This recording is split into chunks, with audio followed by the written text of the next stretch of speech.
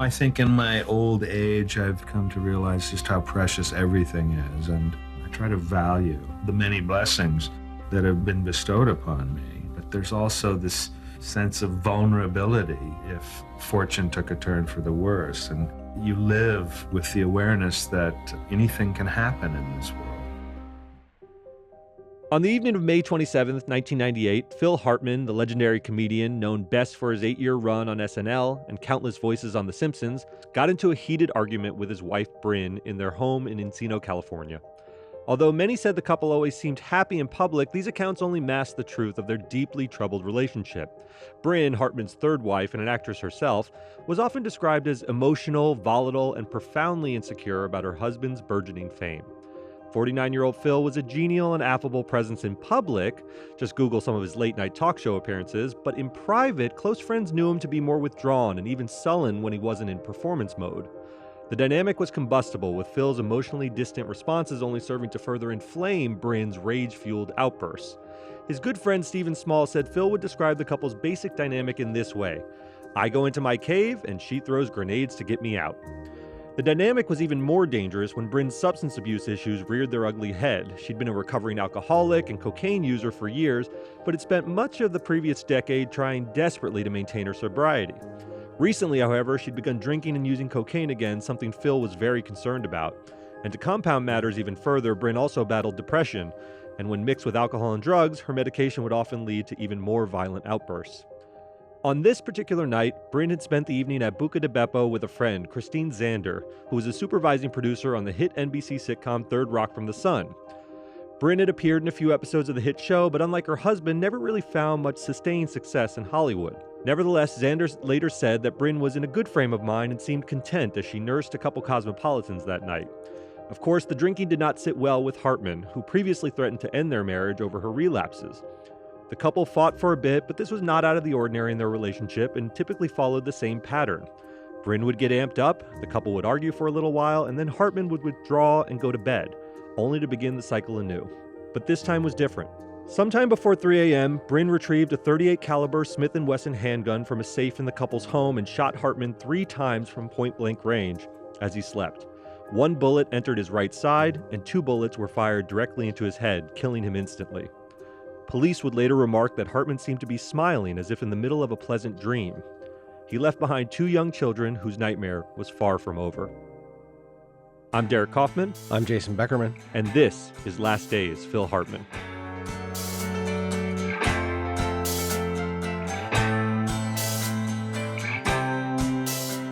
The timeline following the murder of Phil Hartman is one of the most horrific, slow-moving tragedies in Hollywood history. Roughly an hour after Bryn shot Phil in the bed, she made a call and woke up her longtime friend Ron Douglas around 3:25 a.m. He lived in nearby Studio City, California. It's not entirely clear what transpired after she killed her husband, but before she called Douglas, although police suspect that Bryn continued drinking, perhaps did a little bit more cocaine. We're just not sure. Their children, 9-year-old Sean and 6-year-old daughter Burgeon, apparently remained asleep in the home when the shooting occurred, thank goodness, although Sean would later report hearing what he thought was the sound of slamming doors. Given the volatility of Phil and Bryn's relationship, such sounds may not have been entirely uncommon in their household. So once Bryn reached Ron, she initially lies and tells him that Phil wasn't home and left her a note that he was out for the night. She apparently told Ron that she didn't want to be alone and asked if she could go to his place, but Ron advised her that she couldn't just leave the kids alone in the middle of the night. She had a 9 and a 6-year-old, and told her to drink a glass of milk, take some aspirin, and go to sleep. Derek, just really brief little moment here. The nature of the relationship between Bryn and Ron, there was some rumors, speculation that they had a romantic relationship, but I guess they're unfounded. Just in hearing the top and hearing this discussion, why she reached out to him, he's available to her at 3:30 in the morning. We just don't know. No, there was some commentary that they may have had a romantic relationship early on, but they had a really long-standing friendship. You can imagine that maybe if you had a brief dalliance with someone who just became a very close friend over a period of time, it sounds like that's what Ron was in her life. Okay. In any event, around 20 minutes later, Bryn goes to Ron's house and she starts ringing his doorbell and banging on his door. He looks outside. He sees her clutching her Prada purse. She's wearing a long sleeve pullover t-shirt, some pajama bottoms, and doesn't have any shoes on. So this looks like some sort of emergency. He goes out to greet her and smells a strong whiff of alcohol in her breath, and he starts to get angry because he knows Bryn, remember, and he knows her struggles with sobriety. But Bryn, knowing that she knows he knows her that well, cuts him off and says, "Don't yell at me. Phil yells at me all the time." They then go inside the home, and Bryn is an absolute mess. All of the accounts are consistent on this point. At some point, she blurts out that she killed Phil while she's discussing why she's in such distress with Ron. But Ron thinks this is just some drunken rambling. He assumes histrionics of some kind, yes. This was a couple that was known to be volatile. Ron knew the history of their relationship and thought she's rambling. They probably just had one of these nasty rows. She passes out at that point, only to be roused up by Ron, who says he's now concerned that she might have overdosed on pills. Remember, she's shoeless. She's in her pajamas. It's the middle of the night. She's left her kids at home alone. She goes off to the bathroom. She vomits. And several times this happens. She goes back and forth, vomiting, passing out, and then finally sobers up and has a glass of tea with Ron. Bryn then tells Ron to call the Hartman home, but of course, there's no answer at the time.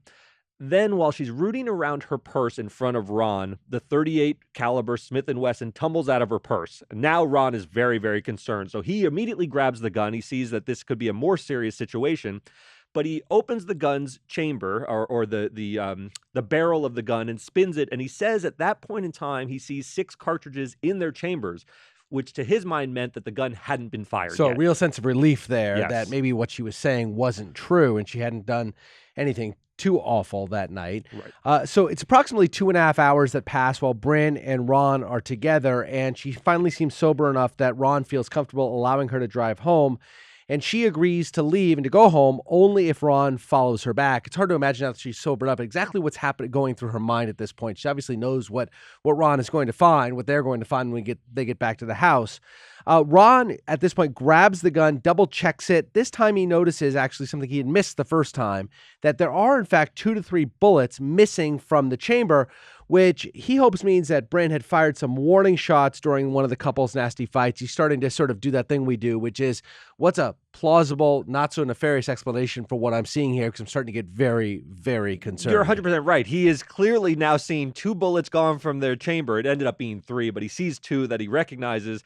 And his mind is just, how can I rationalize this to square with something that could be plausible for this couple that I know to fight, but I don't know her to be murderous. She's a good friend of mine. So he smartly, I suppose, takes control of this weapon, puts it in his trunk in a plastic shopping bag, and drives back, trailing Bryn back to their home in Encino, the Hartman home in Encino. At around 6 a.m., Bryn calls her friend Judy and tells her, quote, "I think I killed Phil.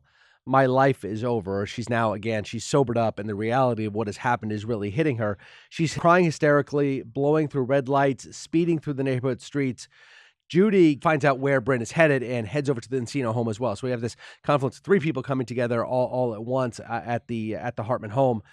At the house, Ron goes to the master bedroom, peers in, and sees what he sees. Phil's motionless body obviously covered in blood. At this point, full panic is setting in. Bryn calls her friends Steve and Marcy and tells them she killed Phil. They also get in their car and drive over. So again, all these folks coming to the Hartman house to see what's happening. Ron calls 911 at this point, reports that a man has been shot in the head and the neck, telling the dispatcher, quote, "The wife shot him and they're both here. I'm trying to calm her down. She was drunk. She said she killed her husband. I didn't believe her." Ron also tells the dispatcher that he has what he believes to be the murder weapon in his possession, saying, quote, "It's in my hand because she brought it to my house." Yeah, so you have to imagine this scene. It's absolute chaos. A bunch of friends are descending on the home. He's now finally called 911. And during this chaotic scene, so Ron has seen Phil Hartman's dead body at this point, but during the ensuing chaos of calling 911, Bryn closes the bedroom double doors and locks them. So she essentially barricades herself in With her own bedroom. She's inside of it. She's inside of it, yes. That's right. She is inside the bedroom. Ron is outside of the bedroom. Ron tries to get in desperately. He's banging on the door, but he can't get in. But he must have had some sense of calm that he at least had the weapon that he thought had killed Phil Hartman, and she couldn't do any harm to herself or others. However, Bryn then calls her sister, Kathy, in Wisconsin. This is around 6:21 a.m. in the morning. She says, again, Phil is dead. I'm sick. Tell the children that I love them. Kathy then hears Bryn let loose a series of anguished cries. She has discussed this in the media, and it's horrific to hear. At 6:32 a.m., the police call Bryn a few times, and she answers, but the conversations are brief. She's crying uncontrollably, hard to understand. She blurts out, "Help me," and hangs up during one of the calls. Steve and Marcy, the two friends she had called, finally show up to the house as well, shortly thereafter followed by the police. So now you can imagine Bryn is barricaded in this room, and there's a lot of people and a lot of commotion outside, so she's getting increasingly frantic. In all the commotion, actually, her 9-year-old son, Sean, gets up and shows Ron where his parents keep a key for the back door. Ron hands over the gun Bryn bought to the LAPD officers, so that now that's safely in their possession, and Sean is placed in protective custody, so at least her young son is safely with police officers. 6-year-old Burgeon was still inside at this point, possibly asleep. Several police officers then make their way into the home and can hear Bryn talking to her sister Kathy on the phone, telling her to take care of her children and let them know how much she loves them. An officer at this point yells out to Bryn, prompting her to quickly hang up on Kathy. And this is the last phone call she'd make during these frantic final hours. And at 6:38 a.m., with the bedroom door still locked, surrounded by cops, Bryn settled into the couple's king-size bed next to her husband's lifeless body, put a Charter Arms .38 caliber 5-shooter, which was another weapon they had in the home, into her mouth and squeezed the trigger. She was just 40 years old. Police then cleared the house for safety, removed young Burgeon from her bedroom, and cops eventually threw a brick through the bedroom window and gained access to this grisly scene. We've been doing this for a while now, and this is I think the most heartbreaking. I mean, these kids are in the house, obviously. All these stories that we do are heartbreaking to some degree or another. These people died too young, but this one is truly tragic. This awful woman, obviously in a great deal of mental distress, kills her husband, then kills herself, leaving their 2 children orphans. It's an absolutely horrific tale. Horrible tale. All right, let's lighten it up a little bit here as much as we can. Let's talk about where Phil Hartman came from, how he became, who he became. So what exactly made Phil Hartman such a special part of comedy in the 80s and 90s? The answer lies in how his fellow castmates saw his role. Hartman was known as the glue during his SNL days, a reference to his ability to hold a skit together without necessarily being the focal point. And it's a quality that would really come to define his professional career. Hartman was born in 1948 in Ontario, Canada, the 4th of 8 children. You can imagine being the glue would be a helpful character trait in such a big family. Hartman would later remark, however, that being part of a big Catholic family actually made it hard to get the love and attention he really craved in life, so he started seeking it elsewhere. The family moved to the United States when he was 10, where Hartman found his footing as a class clown in high school. A little fun fact, he was classmates with Squeaky Fromm, the Manson family member who tried to assassinate Gerald Ford in 1975. He apparently drew a picture of a little surfer in her yearbook. When you research Phil Hartman, as I had to do in preparing this, you see a lot of tidbits. He led a very colorful life where he sort of had this Forrest Gump quality where he ran into Squeaky Fromm. He worked as you'll hear as an artist for various bands in the 70s. He packed a lot of life into a pretty short period of time. Yeah. He was smart, not particularly academic, and ended up dropping out of Santa Monica City College to become a roadie for his brother's rock band called Rockin' Foo. By the early 1970s, Hartman was bouncing around and scratching out a living on the periphery of the music scene. He was a very talented artist, and he ended up drawing the cover art for big bands like America and Poco. Oh, these are bands close to my heart. It's also around this time that he meets and marries his first wife, a beautiful 19-year-old named Gretchen Lewis. The marriage to Gretchen only lasted 2 years, and the couple divorced in 1972. And this would really be the start of a pattern for Hartman. He fell madly in love with Gretchen, and this was this beautiful hippie type. It really meshed well with his work in the music world. But Phil completely pulled away emotionally at some point, and his detachment doomed the marriage. It was a pattern again that would later play a role in his murder. In 1975, everything changed for Hartman when he joined the Groundlings, a legendary improv group in Los Angeles. The group was relatively new at the time, but has since become one of the principal feeder institutions for SNL. Along with Hartman, the list of Groundlings alums include Sherry Terry and Will Ferrell, Jimmy Fallon, Nassim Pedrad. While in the group, Hartman became close with another cast member named Paul Rubens, who was developing the Pee Wee Herman Show. Hartman played Captain Carl and ends up regularly performing on the show, and you can see early on how his contributions would end up earning him the nickname Glue. Captain Carl! Permission to come aboard, Pee-wee! You have to know the password. Spaghetti! Sardine. No. Turnip. No. Toboggan. Well, sweet. I give up. You can't give up. You have to know the password. Open this door, Pee-wee. I gotta use your latrine. Have you ever seen Captain Carl, by the way? I don't know that I have. So Pee Wee Herman, obviously the show is all built around Yeah. him, but it's the ancillary characters that make the show. And it's really sort of the first instance where you see Phil Hartman doing a zany character that makes the skit, but is not the focal center of the skit. And it's something he would carry You and I on. have really different tastes in pop culture. I loved Pee Wee Herman. Anyway, so it's around this point when Phil meets and marries his second wife, Lisa Jarvis, in 1982, and the Phil pattern pops up again. At first, he's madly in love with Lisa, but soon becomes sullen, withdrawn, emotionally distant. The marriage lasts around 3 years, during which Phil's career really takes off. He gets roles in the Gong Show movie, Cheech and Chong's next movie, and the couple ends up divorced in 1985. And in the years after his death, Jarvis is one of those people who has reflected on how the decay of her marriage to Phil really opened a window into understanding the two sides of Phil Hartman, the public persona and the private one. The relationship changed dramatically. I was the wife, and he no longer had to pay attention. He would tell me, you need to go have your own life, you're a black hole, no one could ever fill you. My sense of Phil was that he was really two people. He was the guy who wanted to draw and write and create and come up with ideas. I had my hair changed to pure brass. The actor-entertainer, and then he was the recluse.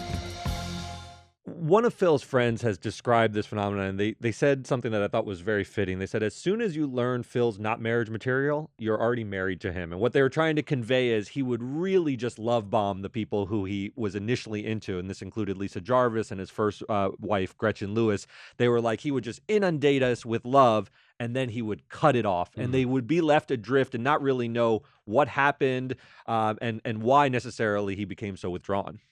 So after Phil's second marriage falls apart, he gets the break of a lifetime when he's invited to join the cast of SNL in 1986. He was 38 years old, a little bit older than the typical new cast member of SNL, and he actually became the oldest new cast member in the show's history. Although a venerable institution now, the show was actually in a bit of a slump before the 86 season. The departure of Eddie Murphy in 1984 led to a few terribly forgotten years with people like Robert Downey Jr., Anthony Michael Hall, Damon Wayans, and Joan Cusack heading up the cast. Although they'd all move on to great careers on the big screen, most people regard their time on SNL as an abysmal failure. These were dreadful years. Yeah, do you remember any of these? I sure mean, do. Julia Louis-Dreyfus. I mean, great actors, Yeah. but didn't fit well in Eddie the SNL Murphy had mold. brought SNL up to heights it had really never seen since it began. And then there was this really, once he left, there were whispers of its demise, and they were carried out. I mean, the show really nearly came It was close teetering. to being pulled off the air altogether. But the arrival of Hartman in 86 changed everything. He was paired with rising stars like John Lovitz, Dana Carvey, Dennis Miller, Jan Hooks, and Kevin Nealon.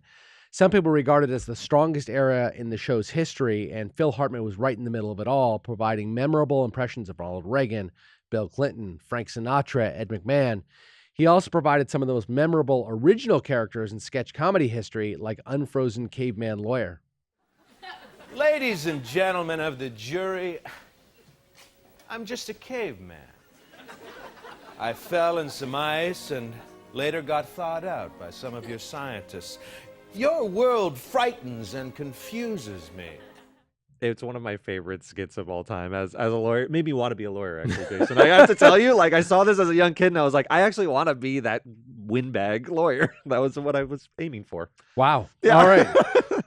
It's also during this period that Hartman starts doing voice work for a brand new animated show on Fox called The Simpsons. His turn as fading Hollywood star Troy McClure and ambulance-chasing charlatan lawyer Lionel Hutz makes an immediate impact and helped propel it to one of the most successful shows in television history. Uh-oh. We've drawn Judge Snyder. Is it bad? Well, he's had it in for me ever since I kind of ran over his dog. You did? Well, replace the word kinda with the word repeatedly and the word dog with son. So, look, his career's taking off. I wanted to give these indications of, like, Phil Hartman is such a centerpiece of culture in, like, the late 80s and 90s if you're really into comedy, because he's in The Simpsons and in SNL at the same time, and these are really sort of critical parts of comedic history. So as his career's taking off, he now meets Bryn Omdahl, who is this striking blonde from Minnesota. She's also trying to make it as an actress, and Phil, true to his pattern, is immediately smitten. The couple marries in 1987. This is just 2 years after his divorce from his second wife. And by most accounts, in the beginning, Bryn was funny and charming. She actually had briefly dated Rob Reiner prior to Phil Hartman, which Hartman thought was a plus because he was sort of striving to be a sort of Rob Reiner At type that time, figure. Rob Reiner's coming on, or right in the midst of Harry Met Sally and The Yes. Princess Bride. And He's meathead. He's one of the biggest people in Hollywood at the moment. Absolutely. So Bryn also had a history of cocaine and alcohol abuse at the time. Even when he met her, she'd been to rehab in Fargo before and had intermittent success with sobriety. And Phil really wanted to make things work with her. His career is really beginning to flourish, obviously, when they meet in 87. But her lack of success in Hollywood would become this sort of constant source of frustration in their relationship and a real strain on it. Phil, throughout this period, would try to help raise her profile in various ways. She's actually sitting with him. If you watch the introduction to Saturday Night Live, she's sitting with him at the restaurant. It's just the back of her head, but he would include her in various ways to just try to get her face out there. And even brought her on the Howard Stern radio show, which was huge at the time, to help just get her name out there. And it's during this Howard Stern interview that there's a moment that would become somewhat haunting in retrospect. Howard asked whether Bryn is friendly with Phil's former wives. Obviously, she was his third wife at the time. And it led to this somewhat uncomfortable exchange about Lisa, his second wife. No. Were they ever Talked to Gretchen on the phone. Never wanted to meet the second one. were they as beautiful as Bryn? No, not in her league. A lot of people have seen this interview after, obviously, the murder-suicide and seen it as a sort of an indication of Phil's discomfort around her. You could see, like, let's not talk about this subject, not really wanting Howard to go there. And the way she's handling it and looking at Phil, it does read a little bit strangely. Yeah.